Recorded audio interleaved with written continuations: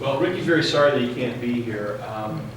Rickey's story is an interesting one, and why he's not here tonight, I think, tells a little bit about his sort of road back. Rickey's a medical doctor who's now working as a security guard, and just about every spare dollar he makes is going to pay for his continuing medical education so that he can eventually earn back his medical license and go back to practicing. Rickey was born in a very rural part of Alabama, and he went into the Air Force and became an Air Force surgeon during the first Gulf War and served. And afterwards, he eventually built up a successful medical practice in Ohio. And unfortunately, like a lot of people who eventually become homeless, his story began with a medical crisis. He ended up with an undiagnosed medical condition that prevented him from working for well over a year, and in the process, he lost his medical practice. It went bankrupt.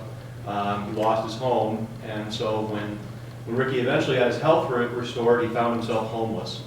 He came to Detroit, and not long after he came, he actually got his health stabilized, and he was walking down one of our streets that unfortunately wasn't lit at the time and was hit by a vehicle, ended up back in the hospital. And Rickey eventually came to live at Southwest Solutions Paquette Square Housing Center for formerly homeless veterans. I don't know if you're familiar with the center. It's been open about 5 years, and it's the third largest housing center for formerly homeless veterans in the United States. And it's become a national model for housing first for homeless veterans. At the time we opened Paquette Square, Detroit had one of the worst crises of homelessness among veterans in the United States. And Rickey is one of the success stories of Paquette Square. But I think what's really great about Rickey's story isn't how he's come back. He's actually now moved out of Paquette Square into his own home. But Rickey very early on formed a group called Reboot. And with other formerly homeless veterans, they basically are a group of veterans that help other veterans go through transition, sharing their own experiences. One of the things they do is they go out almost every day and work to identify homeless veterans, other homeless, and try to get them into housing and take advantage of other services. That can be really challenging work, but because almost all of them have experienced that problem, they're very good at it.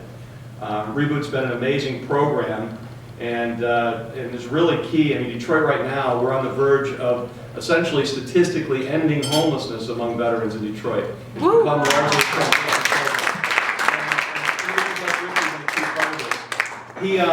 He's been a very early, he's been just a terrific advocate for Southwest Solutions and his other veterans.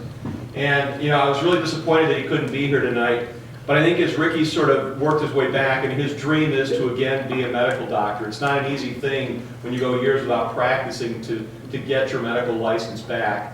And it's not an inexpensive thing either. And he works as a security guard. He takes it very seriously.